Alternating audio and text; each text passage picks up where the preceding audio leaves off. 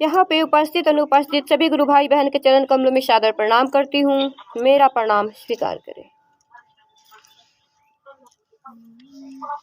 देखिए, हम लोगों के जीवन में शिव को गुरु बनाने का अवसर मिला है और शिव ऐसा नहीं है कि आज गुरु हैं। शिव जन्म जन्मांतर से गुरु पद पे अवस्थित हैं और वो गुरु हैं। लेकिन इस कली काल में, इस कालखंड में, कलयुग में हमारे आपके बीच साहब हरिंद्रानंद आए, जिन्होंने अपने जीवन में अनुभूतियों के आधार पे शिव को गुरु बनाए और उन्होंने 3 सूत्र के माध्यम से हम सभी के बीच में शिव को गुरु रूप में उतार दिए कि वो शिव मेरे गुरु हैं, आपके भी गुरु हो सकते हैं। उस शिव को अपना गुरु बनाने के लिए 3 सूत्र का रास्ता दिए हैं, 3 सूत्र का माध्यम दिए हैं। इस 3 सूत्र के माध्यम से वो शिव मेरे आपके अपने गुरु हो सकते हैं। प्रथम सूत्र में अपने गुरु से दया की याचना करना है। हे शिव, आप मेरे गुरु हैं, मैं आपकी शिष्य हूँ, मुझ शिष्य पे दया कर दीजिए। दया का उल्टा याद होता है। कहा गया है कि जो मेरा आपका अपना होता है तो हम चाहे कहीं भी रहे, हम अपनों को खुद ही, वो हमारे आपके मन में यादों में रहता है, चलते रहता है, उसे याद करने की ज़रूरत नहीं पड़ती है, वो अपने आप याद आ जाता है। उसी तरह कहा गया है कि उस शिव को भी हम आप अपना गुरु बनाएं, क्योंकि जो अपना होता है उसके लिए दर्द होती है, तड़प होती है। जिस तरह हमारे मन में अपने बच्चे के लिए तड़प होती है, अपने घर परिवार के लिए तड़प होती है, बेचैनी होती है, तो हम आप उसकी चिंता में लगे रहते हैं, चिंतन में रहते हैं। उसी तरह उस शिव को भी अपना गुरु बनाना है और जब वो शिव मेरे आपके अपने गुरु हो जाएंगे तो हमारा आपका उनके लिए भी चिंता होगा कि मेरे गुरु चाहते क्या है। और हमारे गुरु शिव जो हैं वो गुरु रूप में मात्र इतना ही चाहते हैं कि आपने जितना सुन के समझ के शिव को गुरु बनाया है उतनी ही बातें आप दूसरे को भी बताइए और दूसरे के भी जीवन में शिव को गुरु रूप में उतार दीजिए, दूसरे के दिलों में शिव को उतार दीजिए, ताकि उनका भी जीवन शिवमय हो, सुखमय हो।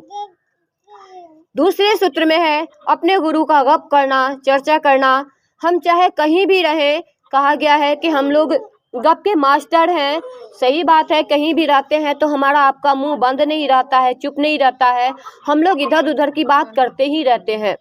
तो कहा गया है कि हम आप जो गप करते हैं तो इधर उधर का गप ना करके अपने गुरु शिव के बारे में बातें करें, शिव के बारे में गप करें। क्योंकि अगर हम किसी और के बात करते हैं तो आज ना कल उसको पता चलेगा तो वो झगड़ा का कारण हो सकता है, कलह का कारण हो सकता है।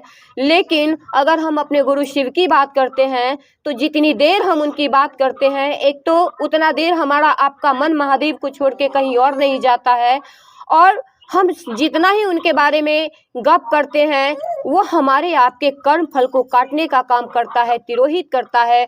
कहा गया है कि चर्चा जो है यह एक परिणाम परक सूत्र है और ये हमारे गुरु का आदेश है कि आपको अपने हमारे गुरु का आदेश है कि आपने जितना सुन के समझ के शिव को गुरु बनाया है उतनी ही बात आप दूसरे को भी बताइए। तो हम लोग इस कार्य को कहीं भी रह के कर सकते हैं, किसी भी हाल में रह के कर सकते हैं। इसके लिए कोई वर्जना शर्त नहीं है, किसी तरह का इसमें कुछ भी रुकावट नहीं है, रोक नहीं है कि हम मछली मटन खाए हैं तो महादेव को गुरु नहीं बना सकते हैं, या उनके बारे में मुंह से हम गप नहीं कर सकते हैं, या हम नहाए धोवाए नहीं है तो उनकी बात नहीं कर सकते। ऐसा कोई भी वर्जना शर्त नहीं है। कहा गया है कि रिश्ता मन से बनता है, शरीर का कोई कनेक्शन नहीं है। शरीर हम आप चाहे कहीं भी रहे, किसी भी हाल में रहे, तो वो कभी भी शुद्ध अशुद्ध होते रहता है। लेकिन यह मन जो है, मन हमारा आपका, इस मन से ही उस शिव को अपना गुरु बनाना है। अपने मन के मंदिर में उस महादेव को उतार लेना है, उस महादेव को बिठा लेना है और अपने गुरु से हम आपको वो प्रेम जागृत कर लेना है। हम लोग अभी सुने अपने गुरु बहन से जो जागा जागा महादेव के विषय पे वो बताई कि हम लोग जागा जागा महादेव का भजन इसलिए गाते हैं क्योंकि मेरे आपके अंदर के जो शिव हैं वो सोए हुए अवस्था में हैं, उनको जगाने की बात की जाती है, ना कि उस शिव की। वो शिव तो हमेशा जागे हुए रहते हैं, वो शिव एक पल के लिए भी कभी भी वो सोते नहीं हैं। इसलिए मेरे आपके अंदर के शिव सोए हुए हैं, उनको जगाने के लिए हम लोग जागरण भजन करते हैं। और तीसरे सूत्र में है अपने गुरु को नमः शिवाय से प्रणाम करना है, जो कि एक दिवारात्रि में यानी 24 घंटे में जब भी हमें लगे कि हमें फुर्सत है तो उस समय बैठ के हम अपने गुरु शिव को प्रणाम कर सकते हैं। 108 बार नमः शिवाय से उनको हम जब प्रणाम करते हैं तो यह प्रणाम हमारे कर्म फल को काटता है, तिरोहित करता है। हमारे साहब कहे हैं कि एक बार 108 बार नमः शिवाय से प्रणाम करना है बैठ के, लेकिन उसके अलावे भी जब भी हम आपको महादेव याद आते हैं, चाहे हम कहीं भी हो, लेकिन जब भी महादेव याद आते हैं तो अपनी सांसों पे हम आप नमः शिवाय करें। नमः शिवाय से हम अपने गुरु शिव को प्रणाम करें। जितनी बार महादेव याद आए उतनी बार नमः शिवाय करें, क्योंकि उस शिव की पूजा अर्चना हम सभी बचपन से करते आ रहे हैं और हम लोग ये अच्छी तरह से जानते हैं कि उसी शिव को पूजा करने के लिए हम आप बहुत तरह की विधि व्यवस्था कर लेते हैं, भूखे प्यासे रह के पूजा अर्चना करते हैं। लेकिन मेरा आपका मन यह समझता है, जानता है कि हम शिव के पास पूजा करने जाते ज़रूर हैं, लेकिन उनको भोग लगाते हैं और हमारा आपका मन जो एक पल के लिए हम चाहते हैं कि मेरा मन महादेव के चरणों में टिक जाए, लेकिन मन यह इतना चंचल है कि जितना हम उनके पास ठहराना चाहते हैं उतना ही ये मन जो है भागते रहता है, इधर से उधर जाते रहता है। हम जितना इसे अपने वश में करना चाहते हैं उतना ही ये हमारे बस से अनकंट्रोल हो जाता है, ये हम आपके वश में नहीं होता। तो एक पल के लिए हम अपने मन को ठहराने के लिए सारी विधि व्यवस्था कर लेते हैं पूजा के माध्यम से, लेकिन फिर भी हमारा मन नहीं ठहरता है। लेकिन यह शिव गुरु की चर्चा जो है, हम भर पेट भोजन करके चाहे किसी भी हाल में है, कहीं भी बैठ के अपने गुरु का गप करते हैं, या ऐसे भी किसी से भी हम महादेव की जब बातें करने लगते हैं तो हम आप सब भूल जाते हैं और यह मन कहीं नहीं भागता है। एकमात्र महादेव के अलावा ये महादेव के चरणों में टिका रहता है, महादेव को सुनता है आनंद से, सुनाता है आनंद से।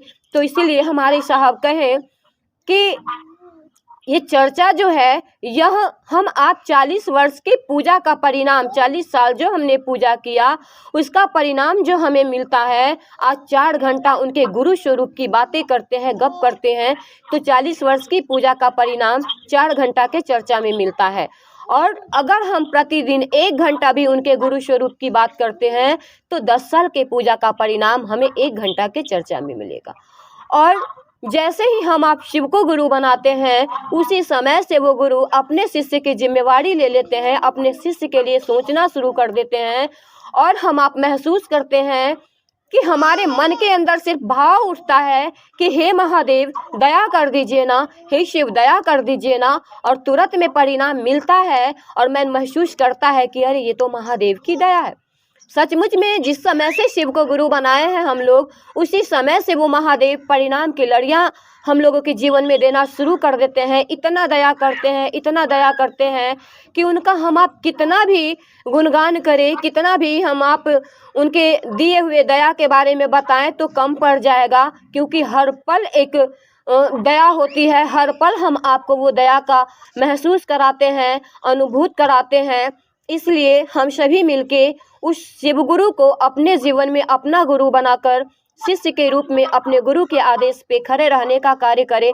हम अपने जीवन का हर काम करें, लेकिन साथ साथ शिव गुरु का भी कार्य करें। कहीं भी रहें तो 3 सूत्र को करते रहें और लोगों को अपने गुरु शिव से जोड़ने का काम करते रहें, क्योंकि शिव को गुरु रूप में हम आप जानते हैं, हमारे साहब का यह संकल्प है कि एक दिन जगत का एक एक व्यक्ति शिव को गुरु बना ले, वो विश्व के वितान पे उतर के एक एक व्यक्ति के गुरु हो जाएं।